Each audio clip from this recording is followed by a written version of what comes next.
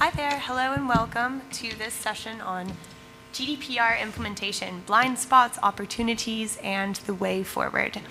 As I said before, everyone who is seated at the chairs is more than welcome to join us at the table, so please feel free to move forward if you would like. My name is Colin Curry. I am from Article 19. I was the focal point for this session, and I will be co-moderating it with Vesna.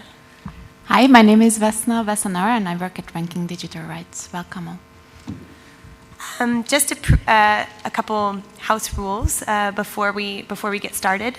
Please state your name and your affiliation before making your intervention. This helps us with remote participation and with transcribing. Also, we are going to be using a timer to make sure that people keep their remarks brief. This is in line with the EuroDIG session principles of fostering diversity of opinions and hopefully as many viewpoints as we can gather here in this session. Let's see.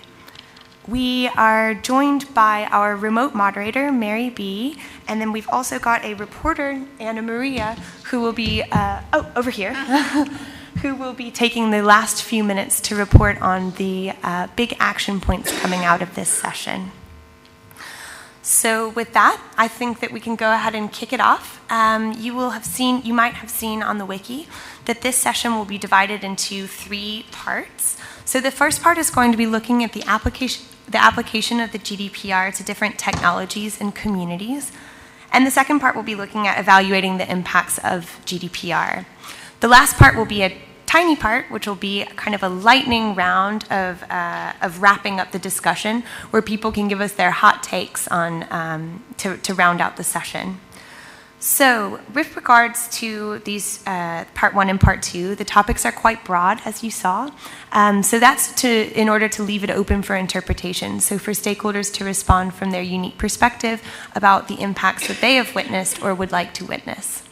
So, thinking back to part 1, application of GDPR to different technologies and communities. I'd like to kick this off with 2 questions. So, we'll be joined by 2 discussants who can introduce themselves before they speak. And I ask you, what were the biggest challenges in the implementation of GDPR over the past year, and how were or how can they be addressed?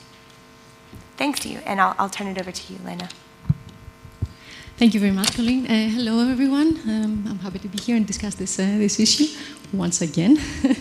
My name is Elena Plexida. I work for the government and IGO engagement team of ICANN. And I'm here to speak about the challenges from ICANN perspective. Before I go into it, just very briefly, I'm sure that everyone knows, but to repeat, what ICANN is doing, ICANN is coordinating the Internet's unique identifiers, meaning the name and the numbers. It's a coordination that is necessary to have one single internet. So ICANN was set up to provide this service to the world. And of course, there's the multi-stakeholder community that comes together and decides on policies for the DNS. Speaking about challenges with respect to the GDPR, well, it's not surprise to anyone around here if I speak about the whois, actually. The whois is essentially, what is the whois? When someone registers a domain name, a company or the person, they have to give their information so that what is the purpose behind it. If there is an issue with your part of the domain name that you are administering, someone can contact you and you can fix it. This is originally why it was set up. Then over time, it developed, other usages developed, such as for trademark infringement, cybersecurity and all that, and law enforcement, and you know it. With GDPR, I can put together a tiered system, meaning the whois data are no longer public available. Only the ones that are not personal data are public available, the rest are hidden. And now the community is working on an access system or disclosure system for those that need access to the data for legitimate uses, such as law enforcement, as we mentioned. Now, speaking of challenges, this thing has been all full with challenges, of course, for the ICANN community. I will briefly mention some. Legal person versus natural person. At the beginning, we were saying, okay, it should be pretty easy. Let's find who is a natural person, who is a legal person, and not hide the data for everyone. Right. That's not very easy, because we're talking about millions of registrations. And when they register without having to differentiate which is which. And it is practically impossible for the contracted parties that have this data to go back and verify all of them. So we forget about it. Let alone that, when the DPAs provided guidance, they said that with respect to the email, you might have a registration data that comes from a legal entity, but if there is a professional email that is, let's say my name, elena.plexida@ican.org, although it's a professional email, it gives away personal information because it affiliates you with the company you work for. So that's another challenge. You have to hide it again. Another challenge with the purposes for processing. You have to have purposes for processing. This is very natural. But it's really difficult to establish that ICANN itself can have purposes for processing because it's a different mentality. You cannot say that we're doing that in the public interest. That has to be vested in the EU law, somewhere in the law. Not just because the bylaws of ICANN say we do it in the public interest, it is there. It has to do with the purposes of the contracted parties. So it's a difficulty. Now, the community, as I mentioned, is working for access, disclosure. This is very, very difficult, obviously, because we're talking about different jurisdictions around the world. Law enforcement around the world needs to have their different legal bases. How do you bring this together in the global system? That's very difficult. There are international transfer of data that are involved in such a situation. Chapter 5 of GDPR gives some sub-tools, many tools, but honestly, those tools do not seem to be fit for a global system, such as the DNS. It's for European situation. Overall, my point is that GDPR was not made for systems such as the DNS. It was made for platforms that are commercializing our private data. And here we're not talking about commercializing private data. The contracted parties, they do not gain anything out of it. They just have to do it. There's no single database. So that was a great challenge when talking with authorities. It's difficult to explain the fundamentals of DNS. And that ICANN really doesn't have the data. It's the contracted parties that have it. So I'm referring to articles of the GDPR now, but they're real challenges. And as an example, you might have heard that there have been recently ongoing DNS hijacking attacks for quite some weeks, months actually. They started out from Middle East, but they affected member states of the EU. It went all over to Sweden, and namely Cyprus had a serious incident. So the domain name of the country code domain name of the country was compromised. And when you have a domain name compromised, everything that is below it is compromised as well. Now, whose information is important in situations like that, to have and to be able to mitigate on time. But I would like to refer to more challenges going forward. Would you like me to? Sorry, it's just a really nice song. If you could maybe, I've noted down several of the challenges that you listed. Maybe if you could just briefly summarize some of the solutions that you might have encountered or envisaged. Now you asked me to make a big jump, so I will not do that. I will end with food for thought, saying that GDPR is only the first of legislation related to privacy. There are going to be more, we know that. We have already seen legislation that was trying to address cookies, give back to the end user the right to use their own cookies and the privacy settings. Fine. But the way it was written, it was breaking up the routing of the internet. And another example as food for thought. The European Court of Justice has ruled in 2016 that dynamic IP addresses are personal information. If you take this ruling and the GDPR to its extremity, we wouldn't be able to have the internet. Obviously, no one is doing this interpretation and taking it to this extremity. I'm just giving it as an example and food for thought, and I stop here because I don't have time. Otherwise, I will continue.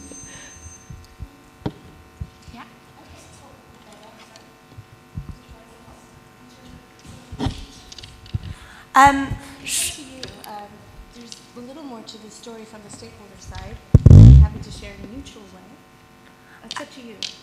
Maybe we can come back to that because I think that we're gonna turn over to our second discussant next. Yeah, of course. And we're actually going to be, so here we were looking at a global technology, the global DNS system, and how it might have been impacted by the GDPR. We've got some really great examples of challenges like purpose, fragmented jurisdiction and legal bases, legal person versus natural person, which were all real issues that you had to contend with. But now we're going to turn to Lars from ECO, who's coming from a different perspective as an industry organization that represents a lot of different kinds of tech companies. Yes, that's true. So I'm Lars Steffen. I'm with ECO, Association of the Industry, and I've been asked not to cover who is and the EPDP and all the other things around this. But building upon what Elena just described is exactly what I would like to address on a higher level. Is that the GDPR was the intention of the GDPR is to start a cultural shift, that the awareness of privacy is higher in the industry that we are working in, and it was not only to spread fear of penalties and high fines, but what we've seen 1 year after this whole thing started is that the original intention to get the thing started was the fear of the penalties and of the cultural change in the industry, which we see is now starting within the companies that we are working with. And so from now on, the biggest question that we see among our membership is the legal certainty and the standardized interpretation of the GDPR. Because as just described, is we have one legislation that covers all different kinds of organizations, companies, whatever. They don't. It doesn't make any difference which kind of organization you are, but all have to comply to the same rules and regulations. So, against this background, we don't see many cases still that have been ruled out, and we had a few examples in the previous session about GDPR, that the first fines are being discussed, that you have the 50 million with Google and several other cases. But for the average company within our membership, which are SMBs, this is still quite abstract. So what we don't have right now are enough court cases where you can read out, okay, how this GDPR is being interpreted and how it's being ruled out in a standardized manner. So from this point of view, we would like to see more certainty. Because there are a few cases when you compare them. There is one example, the La Liga, for example, where you have a case where you have a data set of 300,000 data sets, and where you only have a fine of 200,000 K, which you can interpret that you can just proceed what we've seen in the past, that you just calculate this cost into your regular activities. And on the other hand, you also have some fines like the Google example, where you say, okay, this might be something which is bearable for a company at that size, but which is quite threatening to other parts of this industry. So against this background, I would like to, or we would like to see as an association in the name of our members, to see more guidance and more clarity in the interpretation of the GDPR. Thank you.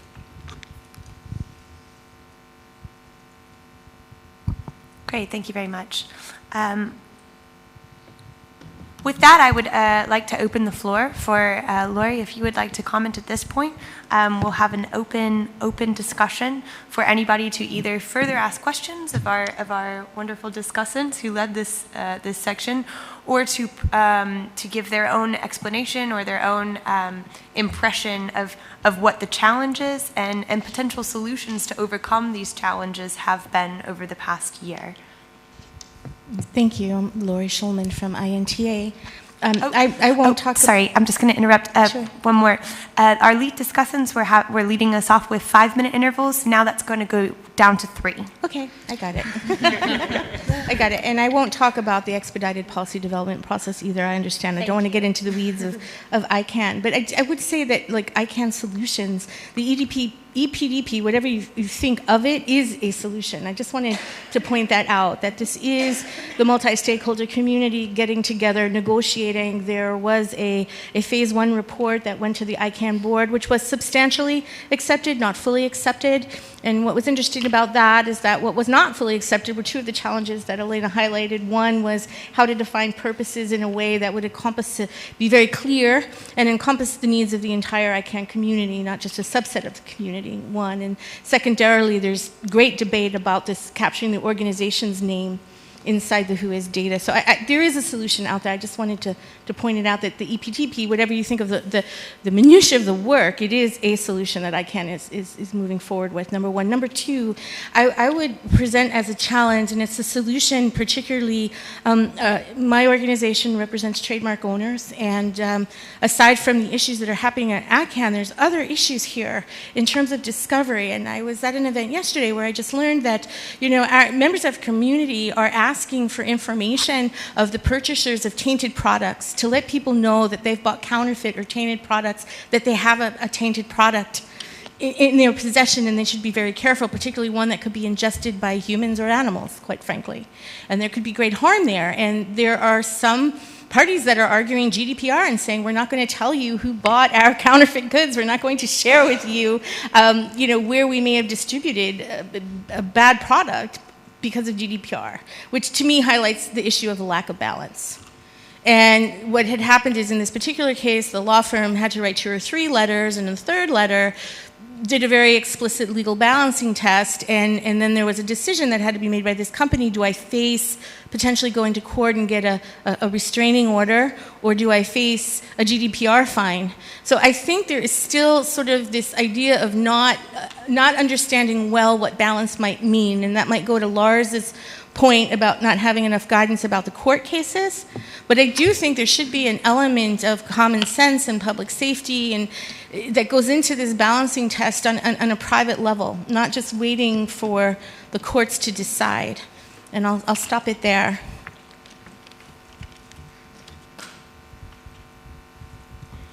Great, thanks. Do we have anybody else who'd like to bring a different perspective to the table? Yes, of course. Hi, Diego Naranjo from European Digital Rights. Regarding the issues from ICANN, I feel like I'm back in the 90s. We have been keeping the same discussion since then. I hear this issue of the natural versus legal person and what is the purpose for processing. And look, this is not real news now. This has been here since 1995, at least in Europe. And we've been very clear, and ICANN seems to have not been aware of the legislation that was in place, perhaps was not really respecting it.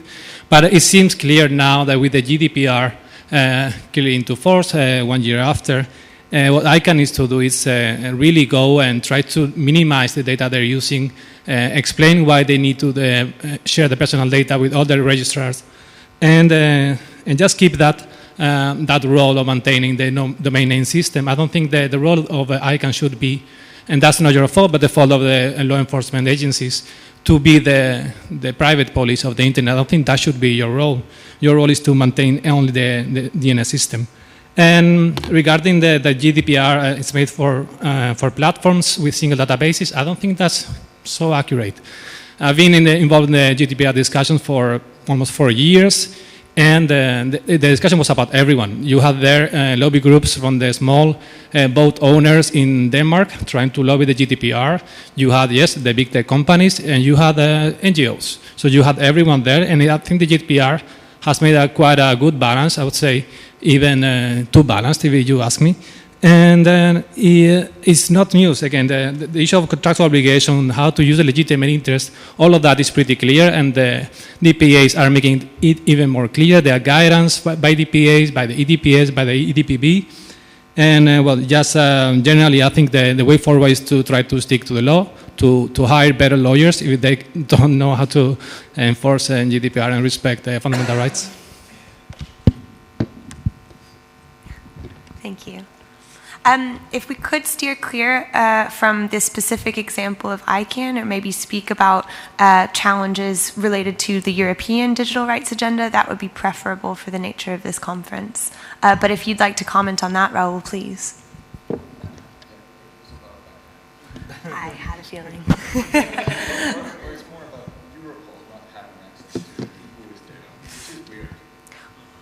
Well, is there anybody else who would like to have to speak about maybe a different perspective from a different community, or even a different part of the DNS community with how it relates to GDPR?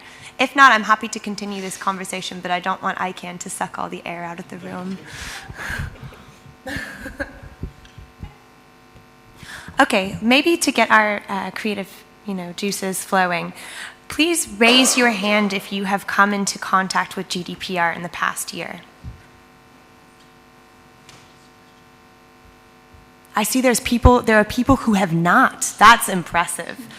Keep your hand raised if you have had any kind of challenge with GDPR in the past year. Keep your hand raised if your challenge has not been spoken about in this session so far. Yes, ma'am. Would you like to join this discussion? Could you pass me that mic? Please. Hi. Well, I had two challenges. Yes, I'm Elena Preotti from the World Association of Newspapers and News Publishers. I just got to the session, but I think I answered correctly that I had two kinds of challenges. One is a private citizen. It is really too burdensome. It is so boring having to deal with all the privacy authorizations, so much so that I see myself and I know what I'm doing. I can't even imagine those who don't know what they're doing, giving authorization left and right just to get through them and get to what I need to do on the internet. And then on a professional point of view instead, I see that countries are being slow in enacting their part of the GDPR, which is, as far as I'm concerned, the approval of the journalistic exception. Yeah, thank you very much. So that seems to be a bit of a common refrain so far, as maybe people don't quite understand. There's a lack of certainty around what the provisions mean in both a legal sense and on the private citizen scale, that people might not understand what GDPR is or how it affects them.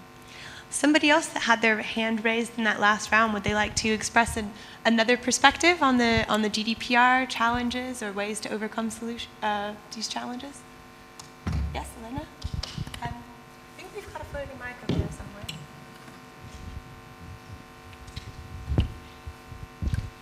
Thank you, Colin. And I'm sorry, I will mention ICANN again. I just have to. I mean, you have to give me the right to respond to what I heard, but I also promise I will talk about solutions in this response.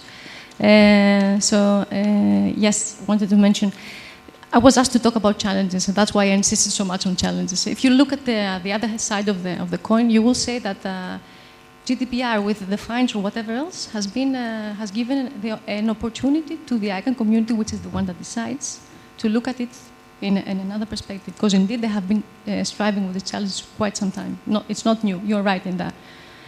But it's not out of lack of respect. You cannot say that ICANN did not pay as much attention, but you can also say that the legislators, when they were considering this legislation, they didn't have their mind on who is. And the proof of this is how involved they are right now in finding a solution for the law enforcement and for anyone else. You're also right in the part that ICANN and any organization like ICANN is not going to be the police, and it should not be the one to resolve these kind of issues. No, it's just it was caught in the middle of it. And this will bring me to the solution that I wanted to suggest going forward. So I think talking about challenges going forward is going to be more and more legislation that we're going to see around digital, be it for privacy or for other reasons, particularly privacy for sure. And we heard today Commissioner Gabriel, she said clearly, make no mistake, this is just the beginning of the internet regulation. The challenge would be that we should find ways to work better together. It's not that we have been working together, particularly in Europe. I mean, there's no secrecy. But we have to work better together. When legislators are drafting something, it should be in full understanding of what the consequences are. And that's not straightforward. I think it's a solution we have to look into. So if I understand you correctly, what you might be advocating for would be more proactive engagement with affected or with stakeholders early on in the legislative process, and then more active monitoring and evaluation schemes to ensure that the legislation is having the desired effect? Yeah, I mean more proactive engagement from all parties. The private companies, they have input to give. Technical organizations such as ICANN, no, I don't want to be misunderstood here, they have nothing to say with respect to the political choices. That's the prerogative of legislators, but they can explain how the internet works, for example. And the likes. The civil society, they also have a say there, but we have to work better together. It's all interrelated in the internet world. That's what I'm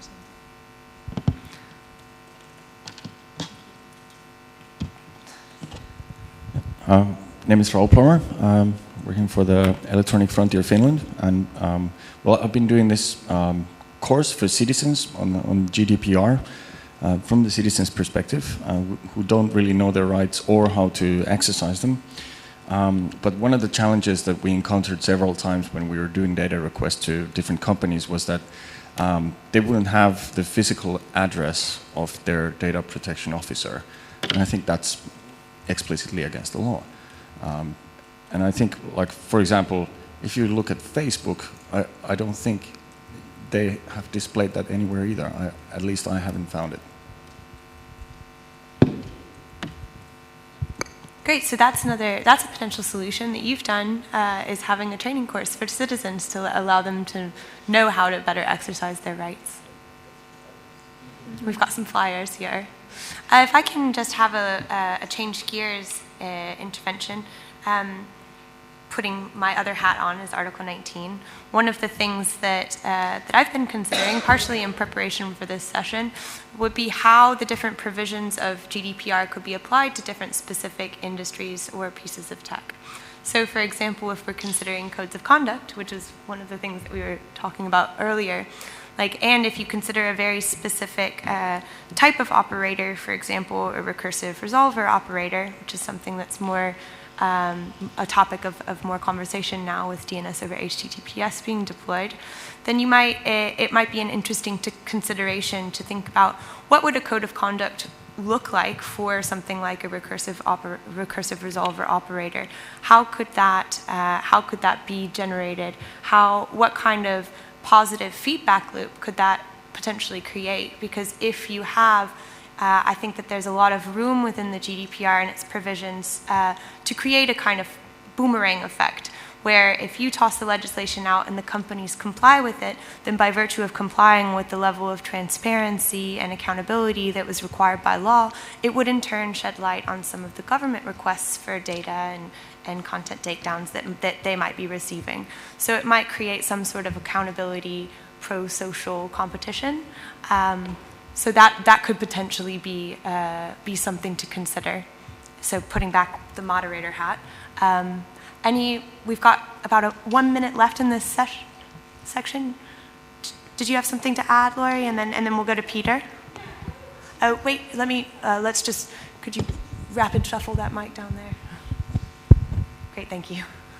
Yeah, I wanted to talk generally, and maybe this goes into the next session, about digital empowerment, citizens empowerment, because I think this goes to the question of balance and some of the points that my colleague from the Publishers Association made about that, just on a human level, seeing a sign that now says we accept cookies, and that you click OK because you don't understand or don't have the time or don't, all the questions you're being asked, you're not even sure you have an answer for. I think that's a big issue behind GDPR, because as principle-based as it is, and it goes to my point about balance as well, if we don't have the tools and means to really push this cultural shift, having a law is not going to do any good, quite frankly.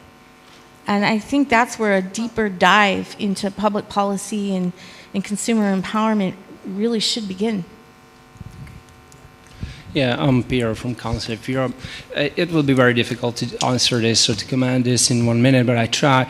I think everybody was working in the past in silos, and very much so. So everybody was developing instruments, technical solutions, and so on and so forth, but it doesn't necessarily cross-fertilize each other. So as Elena alluded to, maybe GDPR was not entirely taking into account all the repercussion it might have for technical international organization, or ICANN, or not only ICANN, but other technical communities were not taking into account all the developments that have been taken at the policy level. So I think that breaking the silos, it's really needed. But we have been saying this for years and years now. So I think it's really time now, and to start working together. And if I can make 20 seconds of self-marketing, Council of Europe is just started this and invited internet companies to be involved in the work that we are doing for our member states, which is a policy and standard setting activity, and to sit on the table. We have to find ways how it would happen, and create together policies taking into account the wide variety of issues at stake and the complexity of the work that we wish to regulate at the Council of Europe level in the digital age. Thank you.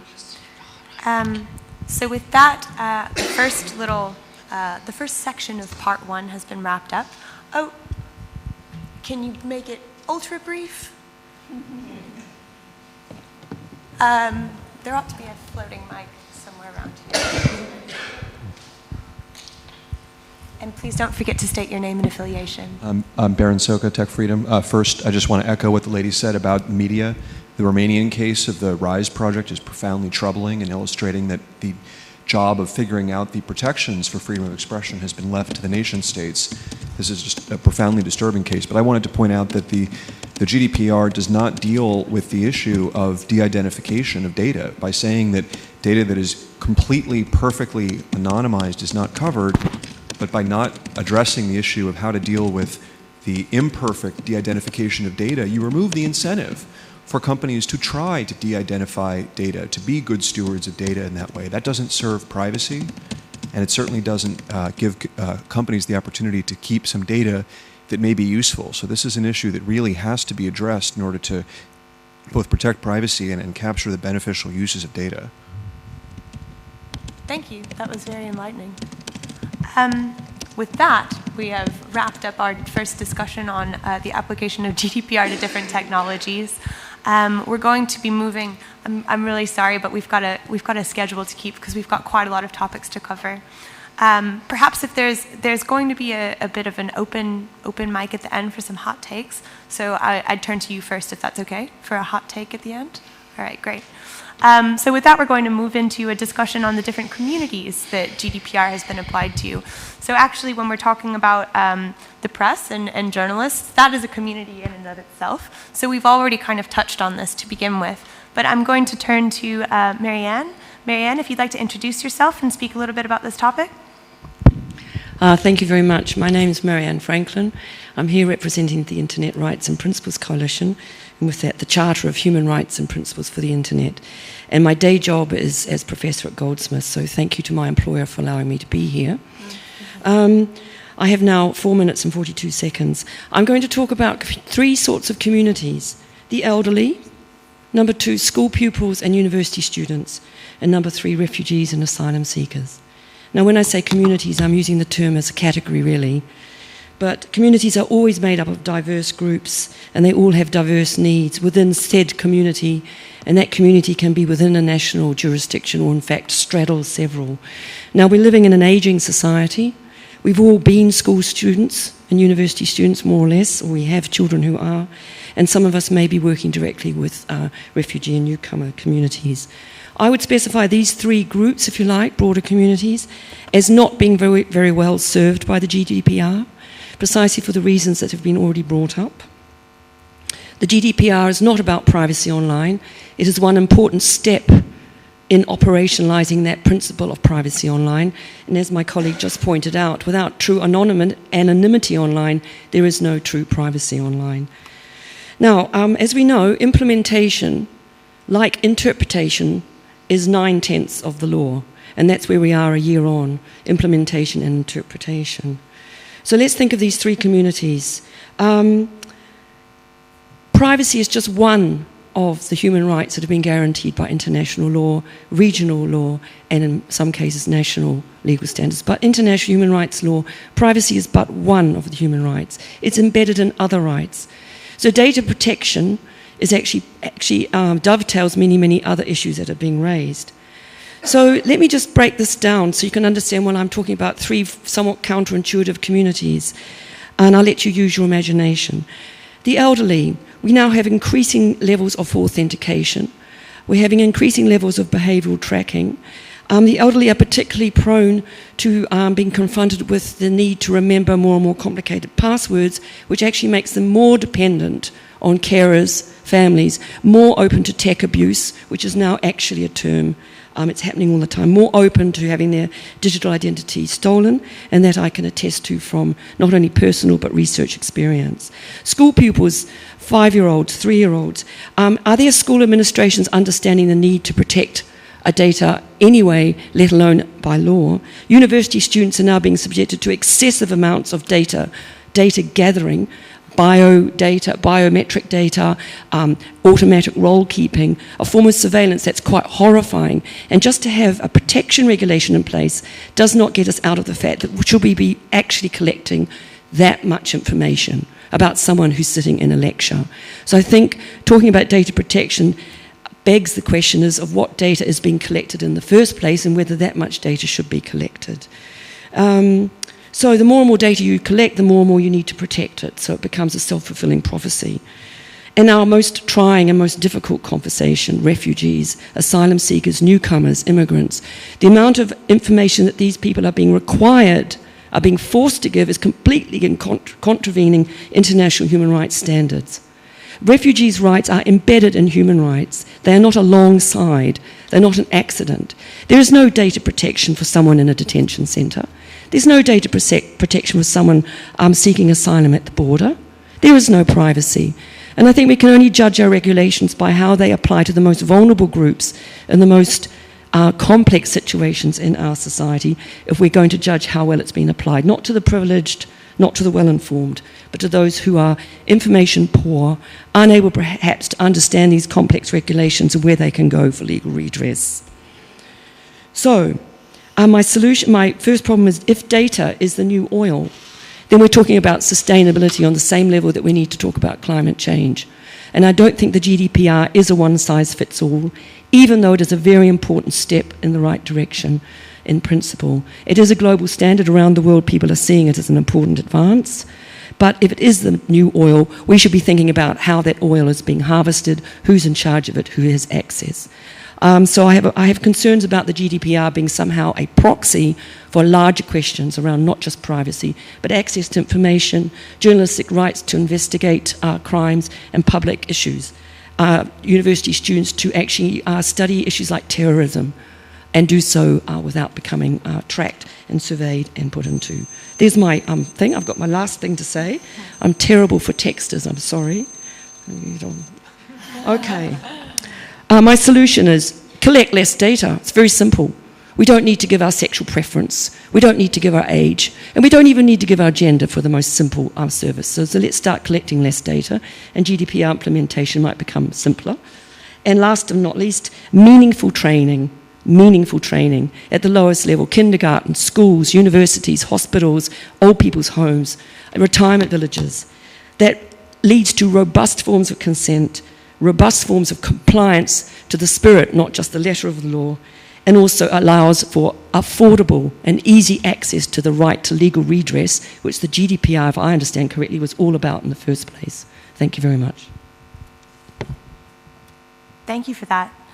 If I can just pick up on 2 points that others might want to expand upon or comment back to. I understand that one of your primary concerns with regards to the 3 communities that you have identified is potential negative impacts or isolation of groups that are already vulnerable to marginalization within our society. Another thing that you said that I thought was really interesting was that the GDPR may well be a standard for advancing these kinds of debates, but it can't be a proxy for larger societal questions. Would anybody else like to expand upon this notion of application of GDPR to communities or comment on these 2 points? Did I say it all? There's got to be someone. I know that we've got a couple journalists in the room that might want to comment on the application to their community. We might be able to think about people who might be residents but not European citizens. That's a question that has come up in the past. Going once? Yes, please. Let's see if we can get you we need like a balloon on the mic. Because it's a very nice thing, focus on several people that you mentioned, for example, the older people, the elderly, the young ones, and then the refugee. So I was wondering if, do you think that the misuse of data here towards these people has, to what extent actually has affect maybe these people, or using issue related with these people that has enlarged or developed the ways on how people become more far right when they think? Because I'm not from here, I'm not from Europe, but I saw, like, I read the news and everywhere, like the increasing of far right movement and so on and so forth. But so I was wondering how far this is actually the misuse of data, where maybe the GDPR maybe not well functioned yet, or because especially related towards these people, or maybe the effect that come from these people to other people has effect in this case. Do you think this is one of the loophole that created by GDPR? And also from other session that is related with GDPR, and it's interesting for me to hear, maybe it can be discussed here as well, is the privacy divide. So it refers to the Washington Post, where they say that if you can give up your privacy and then you get the service, but if you pay this amount, your privacy will be protected. So the speaker said that under GDPR this is allowed, but how do you see about this? Do you think this is one of the next homework, that maybe the next regulation, or maybe GDPR needs to be amended maybe in the next future? Yeah, I think that's all for now. Thank you. Oh, we've got, yeah, Xianho.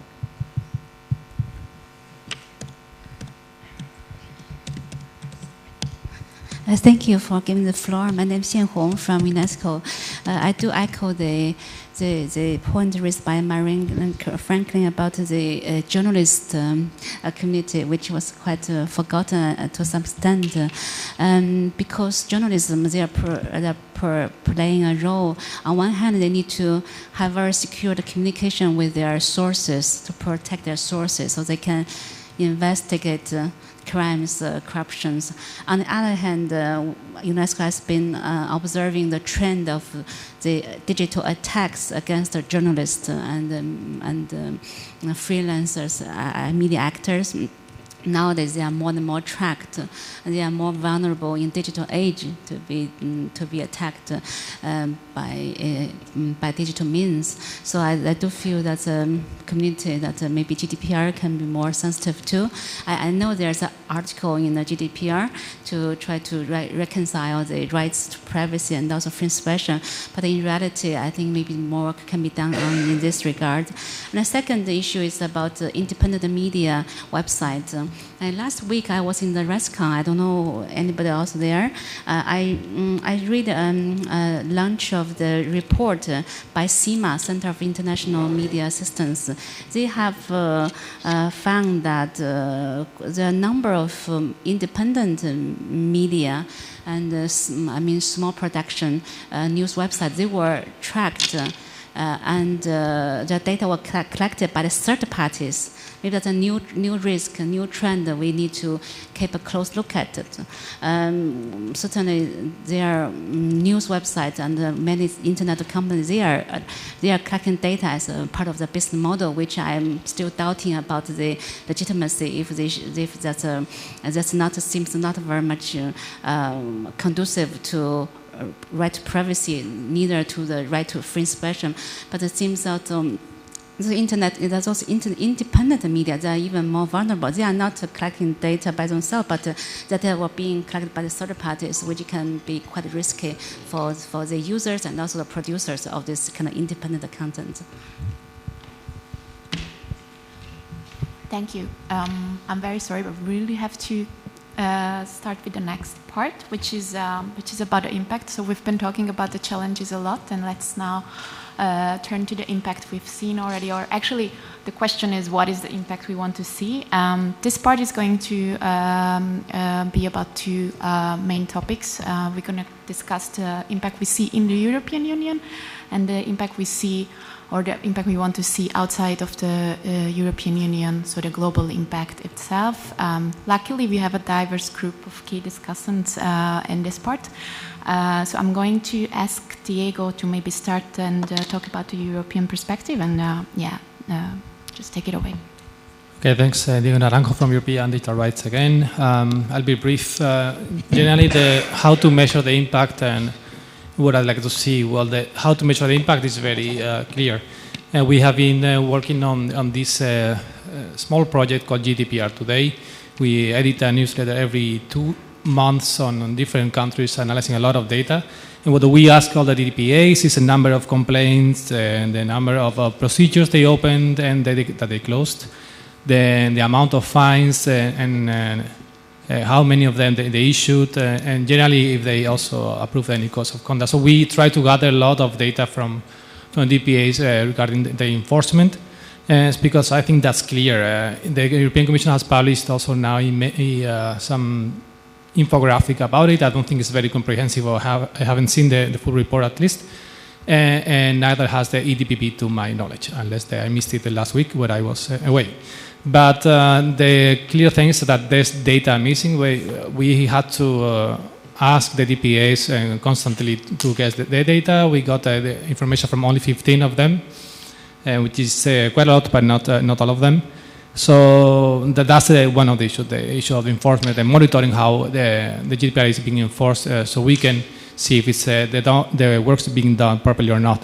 Then we see a lack of strong coordination between the DPAs when in the cases of especially international cases between two member states, it's not so clear who's going to take the lead, who's going to follow up. And then we see that data protection by design, by default, is not taken seriously. The famous issue with the consent notices in the website is so absurd that it's not even laughable.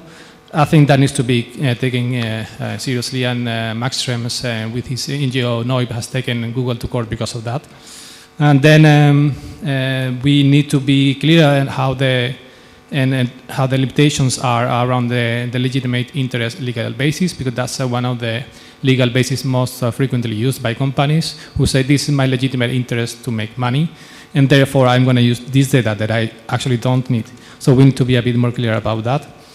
And generally also we think there needs to be more support for SMEs, for NGOs and associations who want to do things right, but that they don't know how to do that. I got dozens of requests from NGOs asking for a sort of a free workshop on GDPR, which I couldn't do. And so I think there's more action needed by DPAs to help those people, those associations, especially smaller ones, who want to do things right. On the international level now, we have the GDPR at the EU level, but of course we cannot forget about the Convention 108+, the Convention of the Council of Europe to protect personal data. That's one very valid instrument that needs to be promoted, and we are asking as many member states, not only Europe but abroad, to sign and ratify as soon as possible. But for that, of course, they need to have first their own data protection law. So the way it is done, you first have a good data protection law, which is in compliance with the convention, then you can sign and ratify the convention. So that's one of our goals at the midterm. Generally, on the GDPR, we thought it was the best possible outcome in that current political scenario, but it's not perfect. And I think that there's more work to be done, especially around enforcement and ensuring compliance with, I think, stronger fines. I think CNIL has done a good job around it, the French GDPR. But unfortunately, the Irish GDPR, where most of the big tech companies are hosted, has issued 0 fines in 1 year, which is outstanding, to say the least. Thank you. So you just announced some good news and bad news as well, if I understood it well. So basically the data we see around the enforcement is promising, but it's still in the beginning and it's still hard to say if it's enough, right?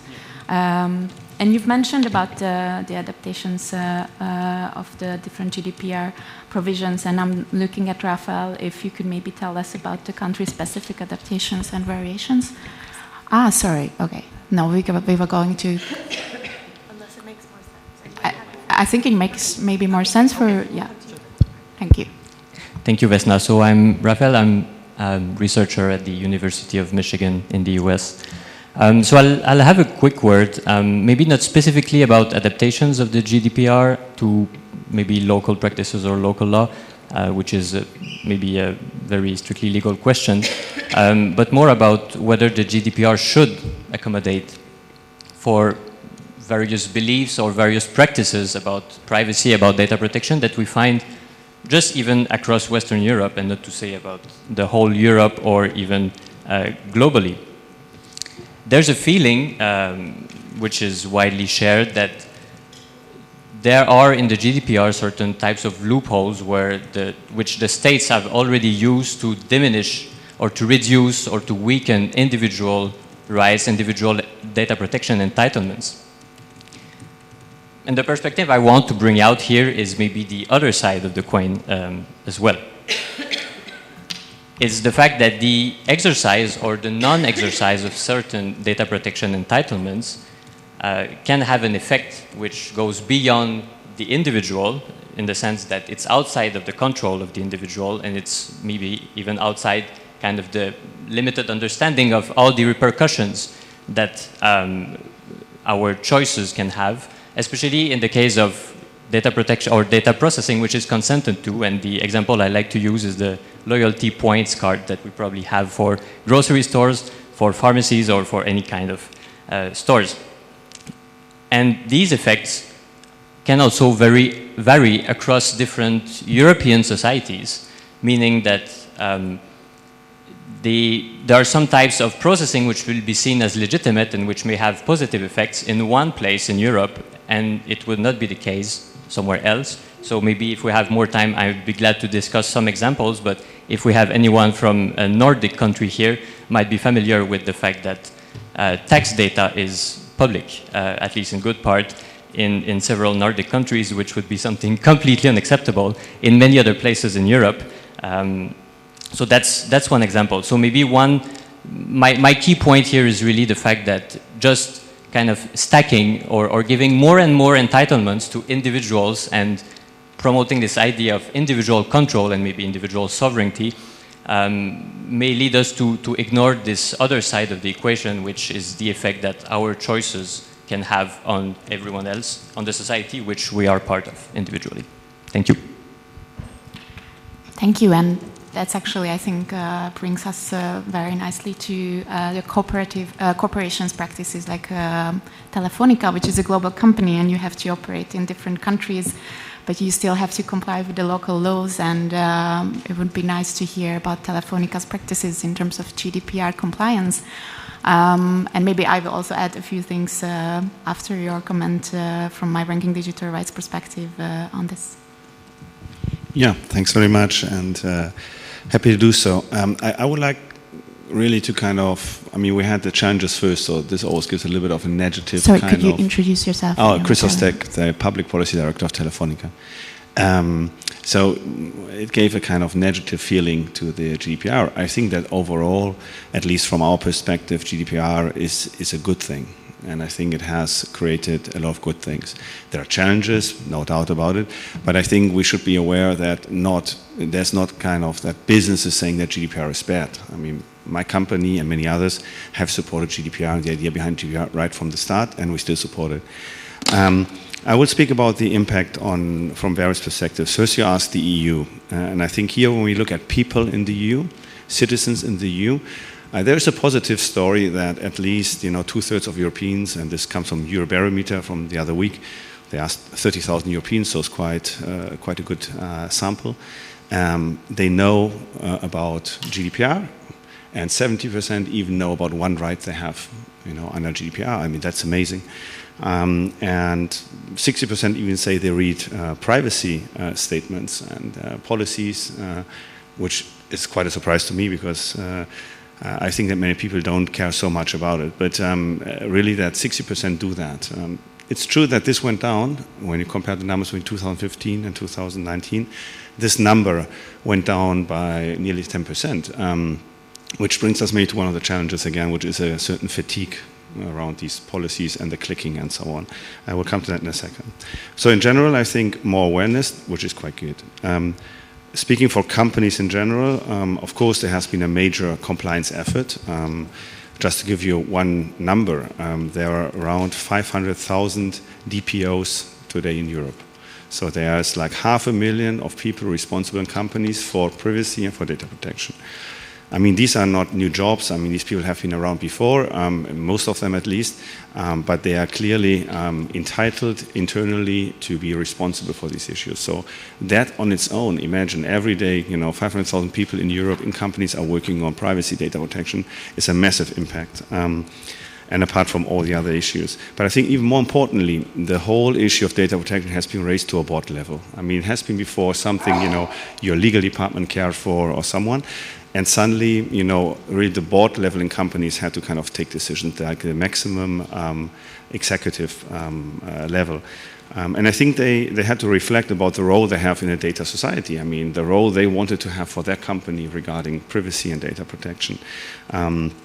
For example, in my company, the question immediately came up, okay, so we have to comply in Europe, of course, no doubt about it, but how about Latin America? So can we internally create a privacy policy for Telefonica which applies to people in Berlin and not to people in Bogota? And I mean, only that question, if you open it up on a board level, is quite interesting, the dynamics you see.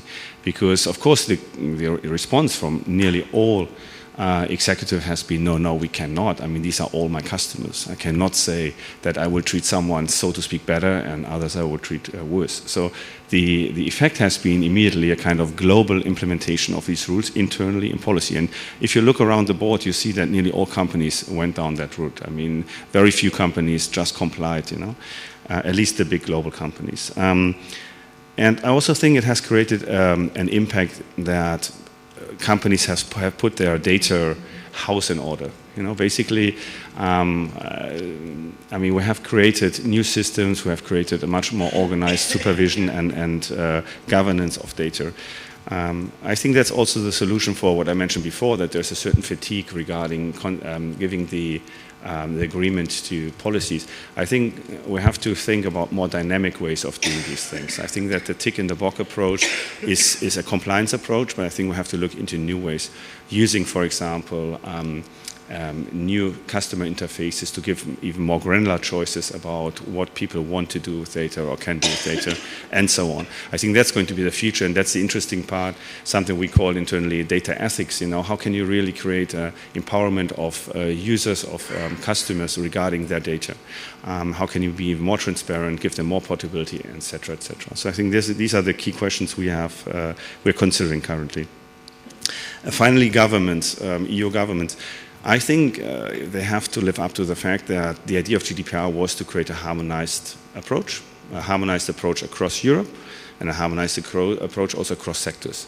So I think that gold plating of GDPR, and that's something governments in certain parts are trying to do, is not the idea. The idea was we create a common standard, and that's it. Full stop. I mean, that's why it was a regulation, not a directive as before. So I think we have to kind of stick to that rule. I personally also believe that creating now higher privacy standards or different privacy rules for specific sectors like banks or telecommunication is not the right approach. I think these things should be included in GDPR, and that's maybe one of the improvements we can do over the next time, to kind of include these issues in GDPR. I mean, there might be secrecy of communication and other issues, I agree to that, but maybe it's not the right thing to create, separate laws, but really to have one central law.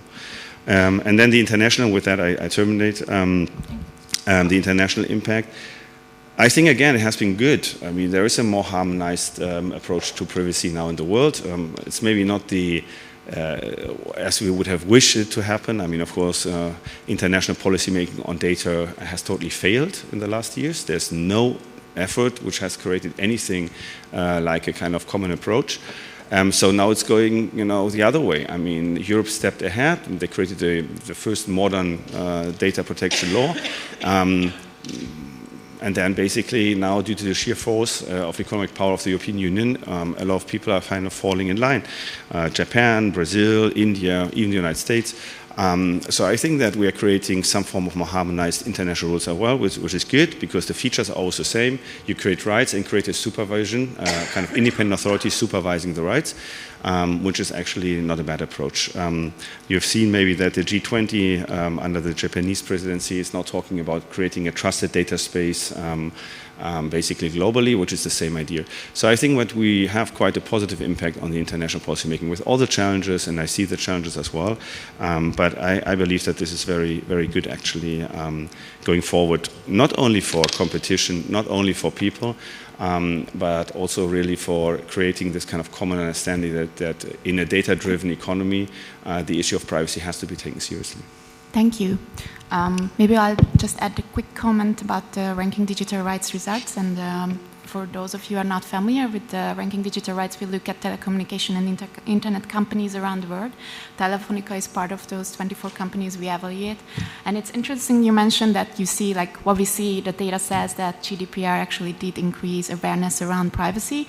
But what we've seen in the RDR index when looking at the privacy policies of the European telecommunication companies is actually these companies don't tell much more about the GDPR obligations than they before GDPR became applicable. So in terms of transparency around privacy rights in the privacy policies of these companies, we don't see more transparency.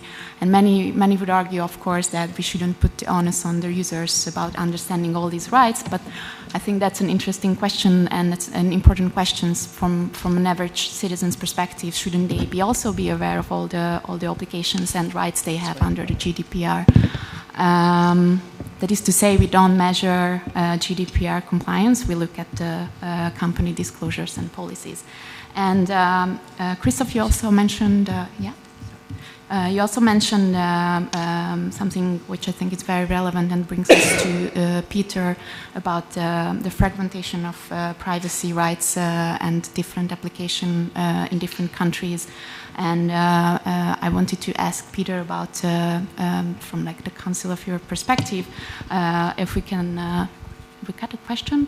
Maybe can we wait? We're going to have an open floor. Yeah. Is this very connected to the European perspective, or can you wait until we finish with the global perspective? Great, thank you. Yeah, so my question would be, what can we see? Is there a big difference between the application of the GDPR or the impact of GDPR? Of course there is, but what difference do we see in the European member states and the non-European member states in Europe and in other parts of the world? Yes, thank you very much. So, my name is Peter Kimpian, and I work at the Data Protection Unit of the Council of Europe. And I think the first question I would like to, or I have to answer to the audience, so why we are speaking about Convention 108 here at the GDPR panel. And it's a very valid question. But those who are familiar with the construction of the international protection mechanism and protection framework, I think for those this question is not that blunt. There is a situation where countries have been facing challenges, and it hasn't started today with the adoption of the GDPR, and the right to privacy and data protection has a very wide precedence even within the European Union and in different parts of the world as well. But I'm very happy that I can not only share with you my thoughts on that, because last week we had an international conference on Convention 108, and distinguished speakers such as the UN Special Rapporteur on the right to privacy and the policy director of the EDPS, the Secretary General of the French authority, share their thoughts, and I would use these thoughts to highlight some of the facts and some of the possibilities that we have with Convention 108 with respect to GDPR. So I think first and foremost, and to answer this question, what is Convention 108? I think one of the speakers put it very rightly, that it is a common response to collective challenges. And I think it has always been like this. So Convention 108 has been opened to signature first in 1981 with a completely different how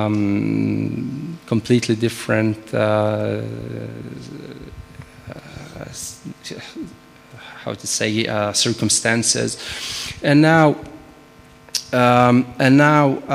it's again coming into importance, as from an EU perspective it can be seen as a passerelle, how it's saying in French, a bridge between EU and other parts of the world. When it comes first and foremost to transfer of data and the transfer regime that the Convention 108 puts in place, and secondly by the cooperation between authorities that the Conventional Committee can ensure. It is always a non-negligible fact that within the Convention 108 and the Committee as work, we have as much as 20 recommendations to additional protocols and one amending protocol, which means, of course, lots of international negotiations and lots of lectures, but also lots of consensus on different issues and on very controversial issues as well. And you might be familiar with the current status, but just for the records, currently we have 55 member states to the convention with 25 observers. So basically we can reach out, when I speak about this consensus, to roughly 67 countries in the world. The soft law measures were equally very important in the past. I was mentioning 20 recommendations, and the representative of the European Commission gave some examples on during the conference how it influenced European Union legislation, the soft law the committee developed in the past. The Convention 108 has a high-level convergence with the EU instruments, notably the GDPR and the Police Directive, which is even more revolutionary than the GDPR, according to some. The modernization process that we recently went through has been attended actively by the European Commission. And during these negotiations, which lasted 7 years and which have been very difficult, they made sure that the new version of the convention is fully compatible and consistent with the GDPR and other EU instruments. This new version and will bring a absolute novelty, which is to allow international governmental organizations to join this convention. And it will include, and we hope so, the European Union as well. And European Union, in one of its strategy, which they published in 2017, they expressly put this out as a strategic a strategical plan, and then a strategy of the European Commission to join Convention 1081. Sorry, Peter, could you please wrap up, because we are running out of time. Maybe one or two ideas. One area where it can also offer an unprecedented level of cooperation is the public security and everything which is around public security. As Convention 108 also covering areas which other privacy legislation is not covering, namely national security, defense, and other areas as well. The convention was proven very useful for countries like Tunisia, which is in democratic transition, to guaranteeing the independence of the supervisory authority, which has been established.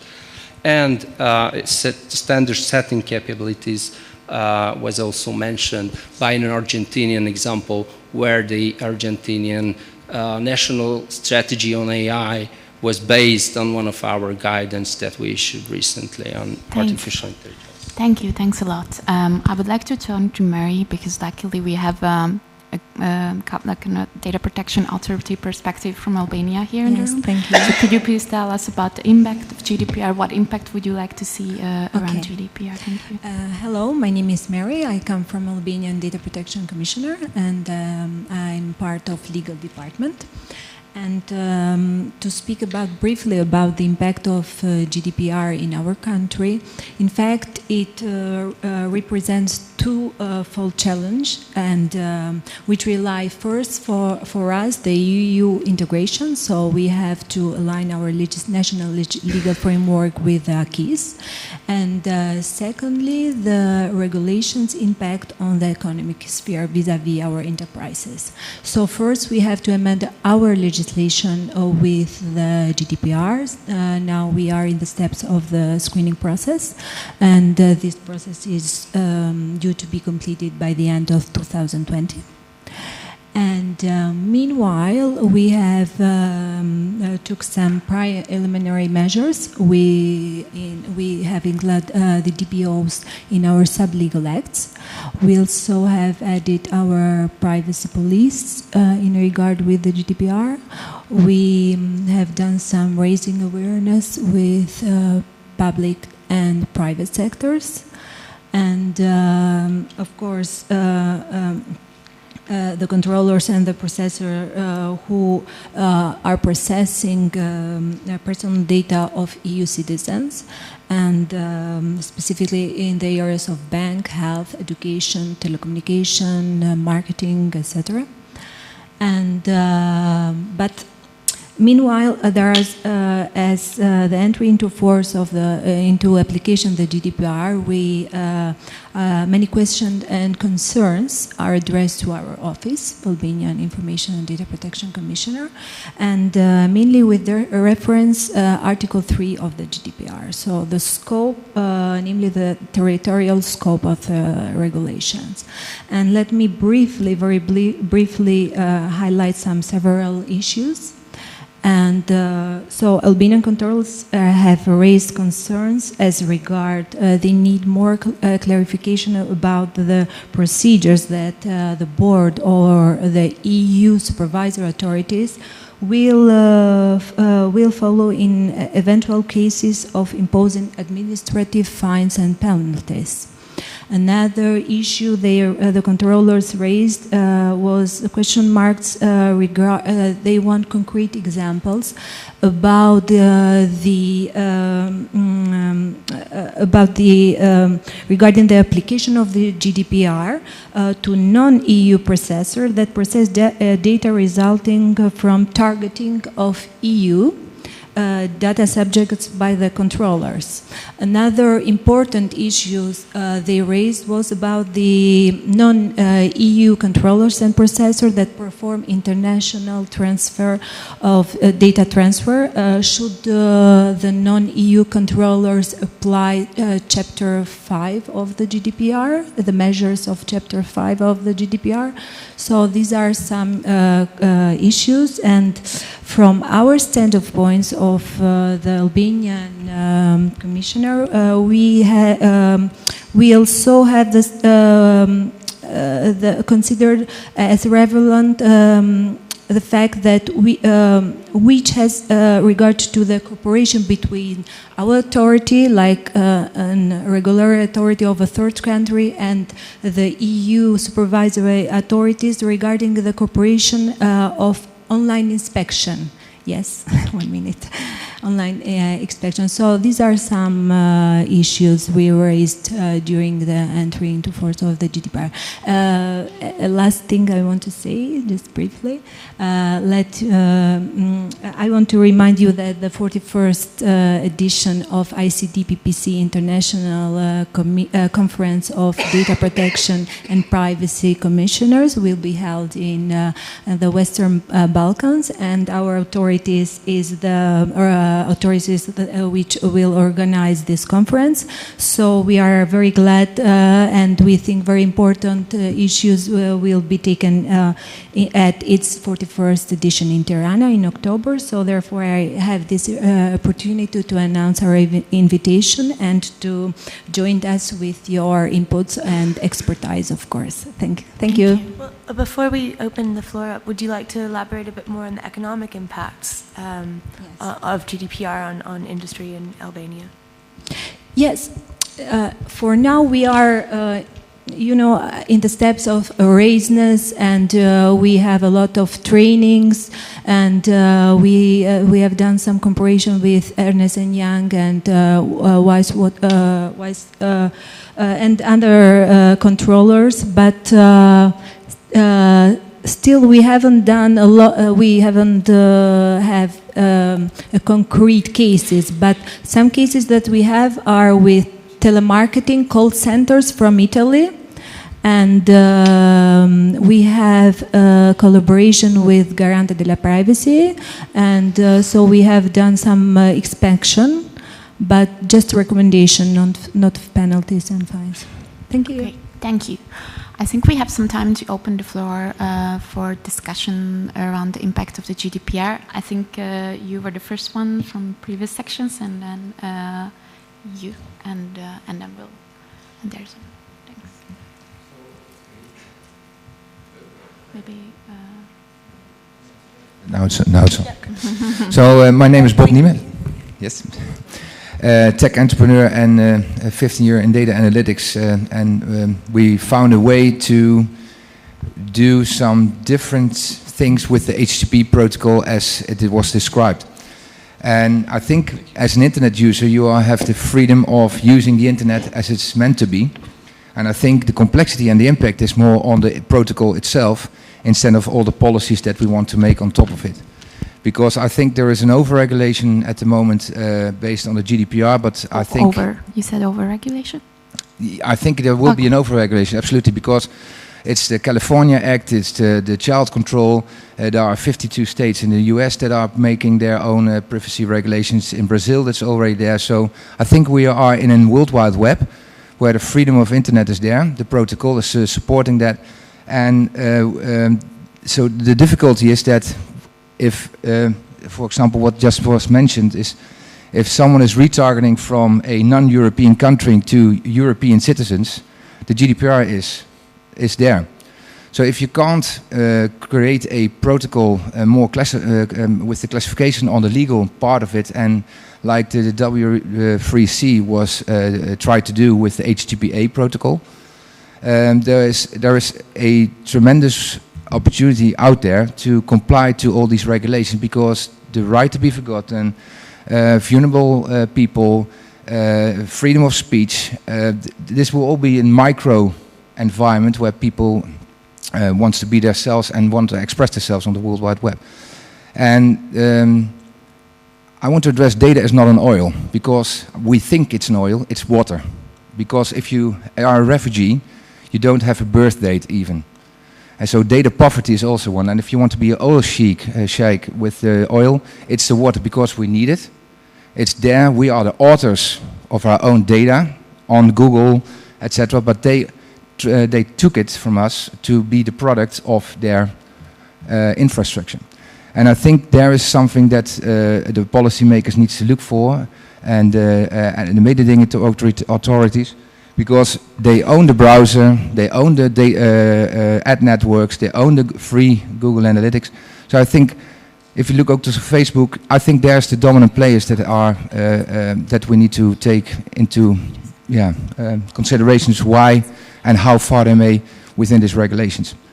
And if you want to have an insight about what we invented, and it's a patented technology where we can support ICANN with DNS, HTTP, with Telefonica, be free to reach out to me, because we did something very interesting with research of the university. Thank you. We have to, now it's the time is even less, so you have 2 minutes. Everyone has 2 minutes for the intervention. Sorry. Hi, I'm Luis Fernando Castro. I'm from the Brazilian Internet Steering Committee, the CGI. Just for some of you that are not aware, we have approved our national law on data protection last year, and we just approved the creation of the new authority, national authority. This legislation is fully inspired in the GDPR. For this reason, we are very interested in learning from you about this important issues that have been raised here, like those from the colleague from Albania about fines, notifications, and there is one particular issue that I would like to learn from anyone who can tell me, is how to treat the legacy, the historical data, because our law says that the national authority have the power to rule the use of this data, and is a very sensitive subject. I think a lot if someone can call me in private and talk me about how GDPR wrote this. Thank you so much. Wonderful. Marian first, and then...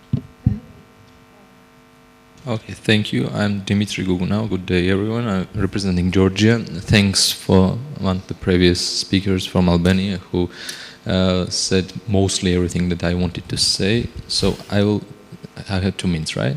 1.5. So as you know, we have association agreement. We are not EU member state yet, but we have association agreement. But due to Article 3, the territorial scope, as everyone knows, is causes a lot of questions for non-EU countries, became the subject of interpretation. So in Georgia, not only this issue, but also a lot of other issues from GDPR are being interpreted differently from different levels, from businesses, from supervisor, from the state representatives, etc.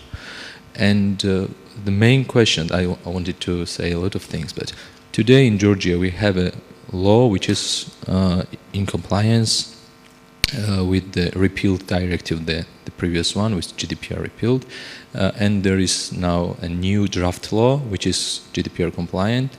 But anyway, my discussion question is how to manage to get all the. We all know that we have no court practice because no one can go to court in Georgia and and demand something for some GDPR article, and so thus we have no court interpretations of articles.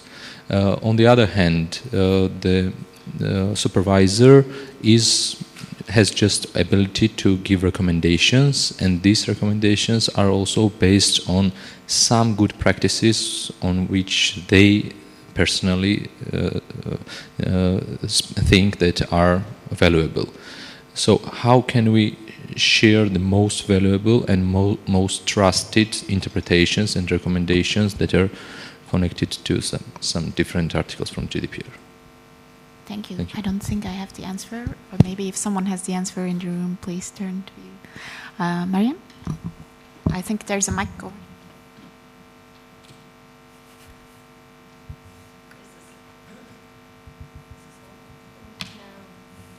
Hi, thanks. My first point is about whether data is oil or water. These are metaphors that have been used. I know, I take your point. However, water, like oil, has now been monetized. Water, like oil, has become a commercial for-profit enterprise as a natural resource. So unfortunately, the facts of the matter is that our data is actually commercially valuable, and data protection is supposed to mitigate some of these more extreme forms of monetization and commercialization. I just like the room not to forget that the GDPR means many things in many jurisdictions, despite what's on the law books. The regulation is in place, it can be poorly implemented, it can be poorly interpreted, and that's the question that faces us. So I'd like to ask whether there's going to be investment from the EU level in really granular research that will take each jurisdiction, will take different communities as they exist within jurisdictions and across jurisdictions, and take a long, hard look at the GDPR, not on its own in isolation, but in its wider context, in terms of what it promises, what it can deliver if well implemented, and if appropriately implemented, and what it cannot possibly offer, so that we don't get caught up in, once again, the one-size-fits-all trap that often conversations about internet policy end up. If we come up with the right regulation, the right silver bullet, we will have solved all the social, cultural, economic and political problems of our time today. So whilst I applaud GDPR for what the achievement is, to get so many people to sign on and so many countries to sign on, this is not a time to be complacent. Water, oil, all unsustainable if we carry on like we are, with or without this protection regulation. With or without it, and that's my concern, thinking into the future. As the globe crawls to being overheated, mainly due to data centers. So come to Flash Panel 13 tomorrow and learn more. Thank you. Thank you, Marian. So let's, I think we can finish with a nice wrap up where I would like to ask mainly the key discussants, but actually everyone to contribute with a rapid fire takeaway. You all have 30 seconds and I can start. I would like to see more transparency. So what I would like you to say is what you expect in the next year regarding the impact of GDPR. What should we look out for? What should we be monitoring? And if we were to gather here in a year, what would you like to discuss and see as a positive or negative or a rather positive impact? So I would like to see more transparency around the obligations and the rights under the GDPR, so that users are more aware of the rights provided by the GDPR, and hence they can file more complaints and ask for a remedy. Anyone else? Maybe I'll go next so that I can kind of jump around with the mic. And then putting my Article 19 hat back on, what I would like to see over the course of the next year is more work done on attempting to operationalize the different provisions of the GDPR. So thinking about privacy impact assessments, thinking about codes of conduct, what would that look like, and how would that be able to further the spirit of the regulation? Evert Stamhuis, Erasmus University Rotterdam. I would like to see more study on the discrepancies between the technological developments that we now face and will face in the next, let's say, 24 months, and the status that was, let's say, underlying the thoughts that were laid down in the GDPR.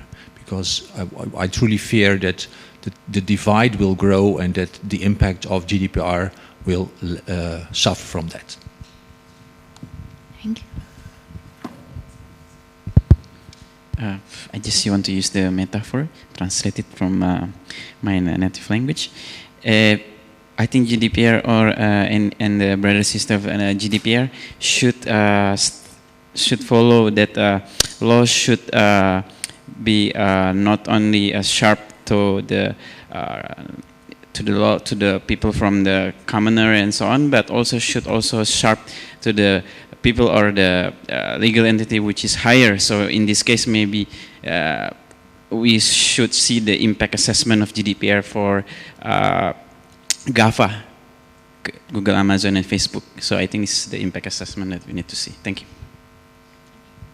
And following on, impact assessment that is from the bottom up. So it sets a best practice by, with respect to the least well-endowed members of our communities.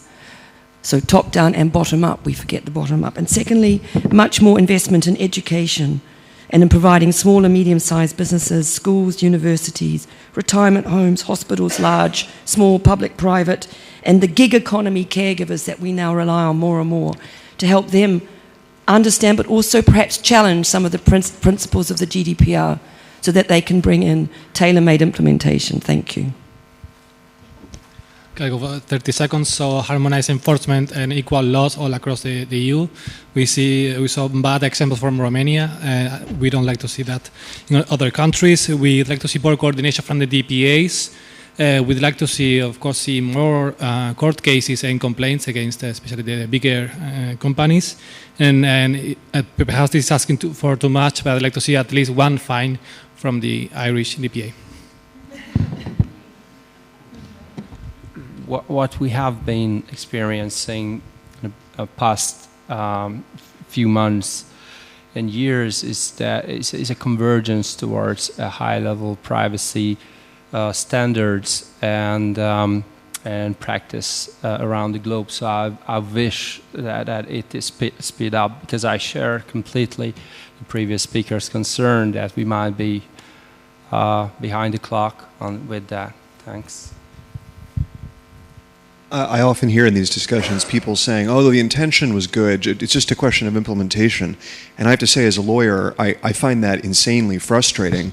Many of these problems are in fact problems with the way that the law was drafted, with the failure to stress test. The example given about the Who Is registry is a very obvious example of inherent problems in the law. It's not a problem of simple misimplementation of the law.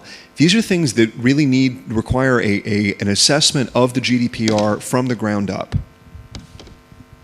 Thank you. One last.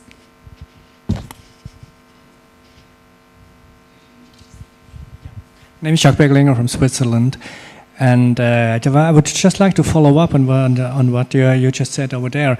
In Switzerland, we are just trying right now to make the better GDPR. So from a Swiss perspective, as a third country, we are bound to be rather close to GDPR to retain the data protection equivalence. But at the same time, we have the opportunity to make it better in a sense that it is more practical and not going quite to the details, the level of details that transpired into the GDPR and the 100 pages. So the draft in Switzerland right now is around maybe 12 pages.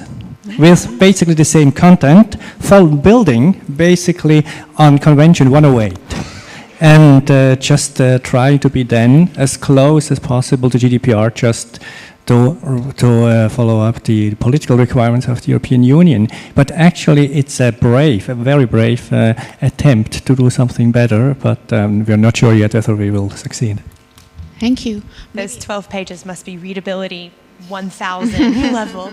Now we're going to move to our reporter, Ana Maria, who's going to... yeah, but if you want to come down here. Okay. Could have had one more hot take. Sorry about that. We can actually have... Christoph, did you want to say something? Christoph, do you want a super... Because you raised your hand. Super quick hot take? Yeah, super quick. I mean, I think that compliance with the law is good, and the law can be, maybe good or better. But I think that's a little bit like in the internet world, you launch a version and then you improve it. So I think the same is happening with GDPR. There will be improvements and it will become better over time. But the second thing is that I think we should not believe that, just laws will solve the issue. I think we need a new kind of ethics around data usage, and I think that needs to be something which cannot always be put into law. I think we need a new, as I said before, approach to these things from companies, and also more responsibility for people to take care about this issue. So I think it's something like a data ethical approach to use of data, I think is the future, and the law will be just a safety net, but there will be competition even to higher levels. Okay, so I will try to wrap up very briefly. First, the GDPR came to harmonize data protection in Europe and enforce privacy rights. Business recognize its importance in our current data-driven economy, but there is still legal uncertainty around it. A standard interpretation of the GDPR should be suitable for companies' activities. More guidance is also required from the GPAs authorities. Sorry, the GDPR involves multiple stakeholders and should take into consideration vulnerable groups, such as university and school students, patients, and refugees. Even if the GDPR represents a global standard on privacy, it's not enough to address the excessive collection of data. Citizens should be offered minimal training in schools, universities, hospitals to understand the impact of the collection of personal data. In terms of impact, the GDPR makes people more aware of privacy rights. There is a major compliance effort with more than 500,000 GPOs in Europe that are entitled to guarantee privacy. And finally, more transparency about the application and the remedies are required. Codes of conduct could be a solution for clarifying the purpose and the application of the regulation. So do you all agree or with the messages? Or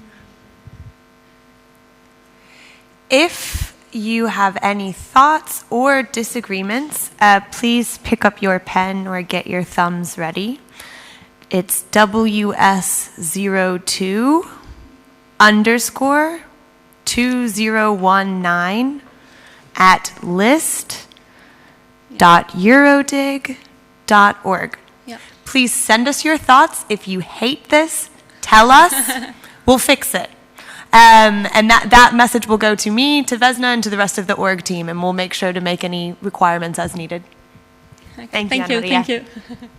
And thank you, everyone. I'm Colin from Article 19. I'm Vesna from Ranking Digital Rights. Thanks. For calling.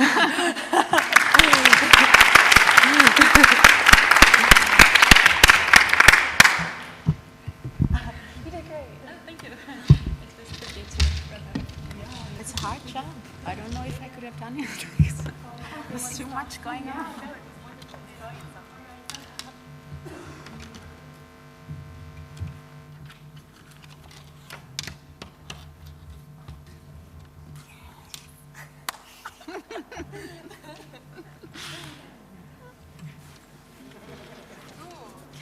Can't believe it's over. Yeah, right? That was cool. I think it went really well. We have loads of people. Oh, what do you think, Raphael? Well, you did a good job on picture.